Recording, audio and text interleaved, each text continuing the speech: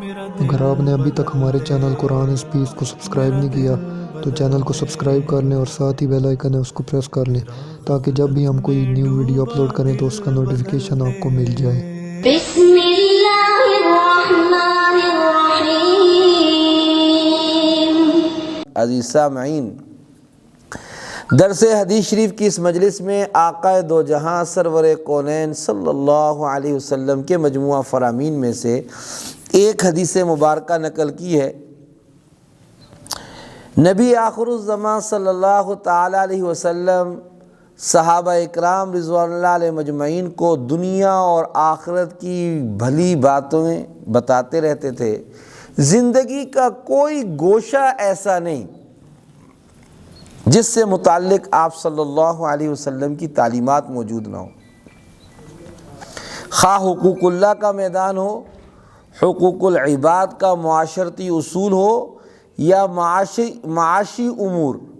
ہر گوشہ حیات کو کامیابی سے طے کرنے کے لیے آپ صلی اللہ علیہ وسلم کے ارشادات امت مسلمہ کی دستگیری کے واسطے پوری وضاحت اور تفصیل کے ساتھ موجود ہیں۔ حدیث شریف میں 5 نصیحتیں حضور سرور کونین صلی اللہ علیہ وسلم نے فرمائی ہیں کہ کسی بندہ خدا کے دل میں اتر جائے اور وہ عمل کر کے دونوں جہاں کی کامیابی حاصل کر لے۔ پہلی نصیحت حضور نبی مکرم صلی اللہ علیہ وسلم نے یہ فرمائی کہ اے ابو رزین علیک بمجالس اہل الذکر، تمہارا اٹھنا بیٹھنا دنیا داروں، جھوٹ بولنے والوں اور سیاست زدہ لوگوں اور بیہودہ گفتگو کرنے والوں کے پاس نہیں ہونا چاہیے، بلکہ تم اس بات پر مضبوطی سے کاربند رہو کہ تمہارا اٹھنا بیٹھنا چلنا پھرنا ان لوگوں کے ساتھ ہو کہ جو اللہ کے ذکر، اللہ تعالیٰ کی یاد میں رہتے ہیں۔ درس حدیث شریف کی مجلس ہے، درس قرآن شریف کی مجلس ہے، ویسے ذکر اللہ کی مجالس ہیں، اور اس کے علاوہ کوئی بھی خیر کے کاموں کے اندر نبی مکرم صلی اللہ علیہ وسلم کی نعت ہے، کلام پاک کی تلاوت ہے، احادیث مبارکہ کا تذکرہ ہے،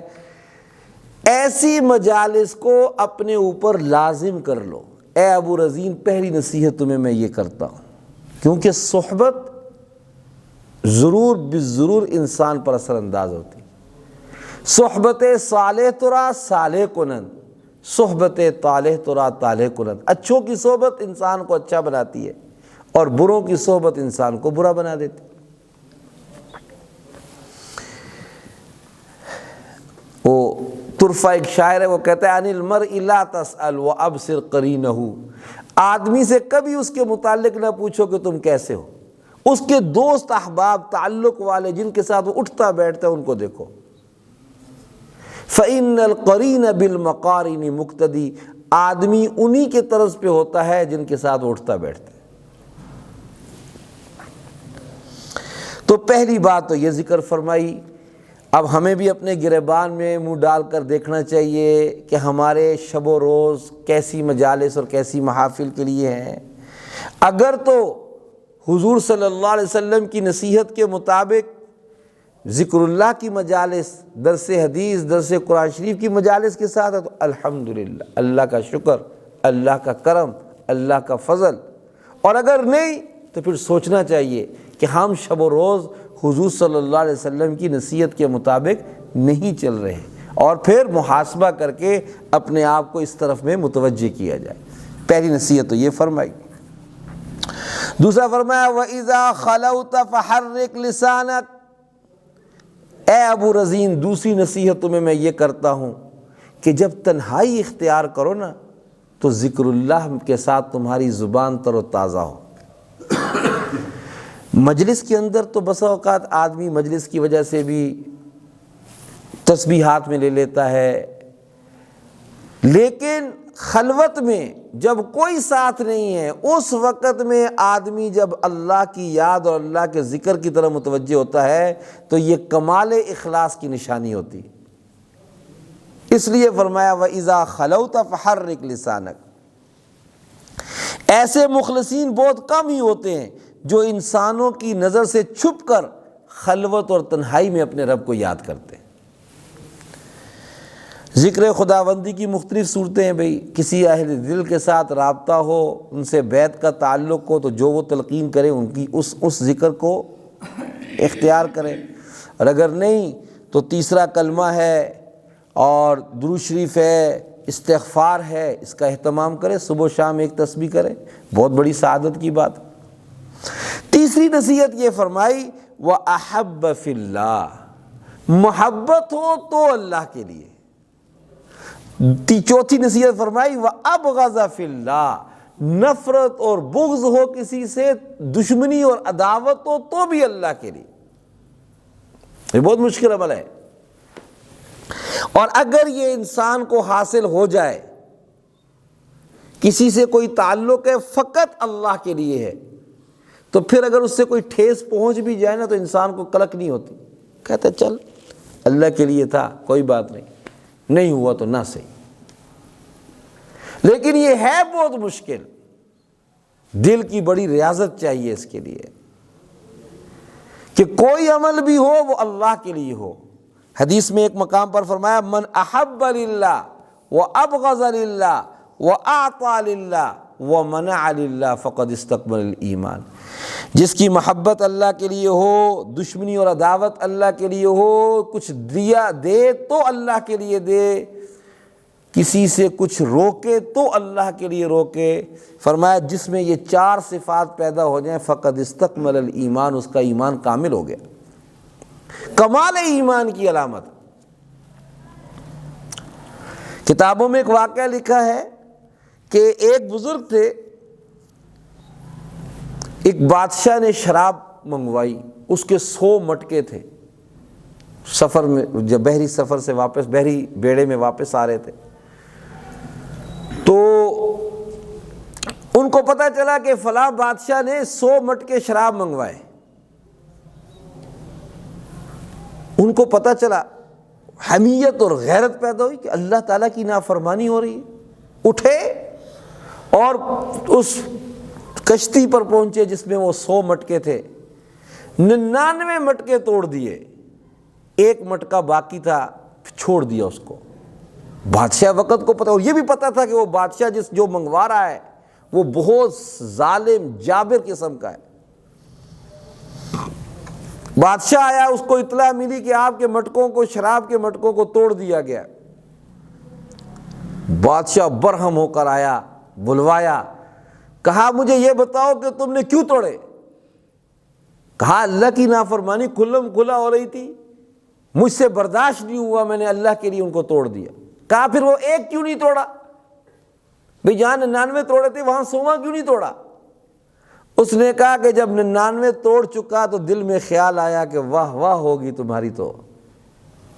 کہ تم نے ایک اتنے بڑے جابر بادشاہ کے سامنے، جابر حکمران کے سامنے، اس کے مال کو تم نے ایسے خس و خاشاک کی مانند ایک طرف کو پھینک دیا اور تم نے یہ معاملہ کیا، تم تو ہیرو بن جاؤ گے۔ بس دل میں یہ خیال آنا تھا کہ میں نے فوراً اپنے آپ کو روک لیا، کیونکہ میں تو کام اللہ کے لیے کر رہا تھا، میں تو اپنی واہ واہ کے لیے نہیں کر رہا تھا۔ تاریخ عالم میں حضرت علی رضی اللہ تعالیٰ کا قصہ آپ نے کئی دفعہ سنا ہوگا۔ غزوہ خندق کے موقع پر آپ نے ایک بہت بڑے پہلوان سورما کو اپنے نیچے کر لیا، قریب تھا کہ اس کو قتل کر دیتے، تو اس نے آپ کے چہرے کی طرف تھوک دیا، آپ نے فوراً پیچھے ہٹ گئے اور فرمایا دوبارہ آؤ۔ اس نے کہا بڑی مشکل سے آپ نے مجھ پر قابو پایا تھا اور آپ پھر مجھے دعوت دیتے۔ کہنے لگے میں تمہیں جو قتل کر رہا تھا وہ اپنی وجہ سے نہیں بلکہ اللہ کے لیے قتل کر رہا تھا، جب تم نے میرے چہرے پر تھوکا تو اس کی وجہ سے میرا اپنا غصہ بھی شامل ہو گیا، تو اب وہ کیفیت برقرار نہ رہی، اس لیے میں نے اپنے آپ کو مخاطب کر کے کہا نہیں، اثر نو معاملہ ہوگا۔ یہ ہے من احب للہ وابغض للہ، محبت ہو تو بھی اللہ کے لیے، عداوت ہو، دشمنی ہو تو بھی اللہ کے لیے،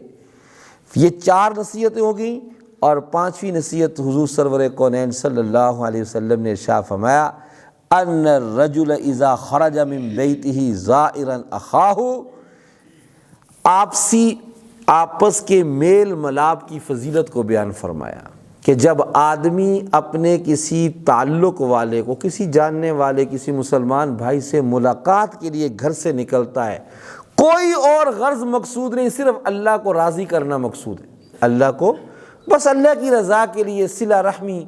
اپنے رشتہ داروں کی رشتہ داری نبھانے کے لیے کوئی آدمی گھر سے نکلتا ہے، فرمایا 70,000 فرشتے اس کے پیچھے پیچھے یہ دعا کرتے ہوئے چلتے ہیں کہ یا اللہ تو اس کی مغفرت فرما، اور جس طرح اس نے صلہ رحمی اور ملاپ کا خیال رکھا ہے اسی طرح تو بھی اس کو اپنی رحمت اور مغفرت سے ملا دے۔ اس سے معلوم ہوا کہ رشتہ داروں اور پڑوسیوں اور اہل قرابت سے کٹ کر گوشہ نشینی کی زندگی کو شریعت مطہرہ سے کوئی واسطہ نہیں۔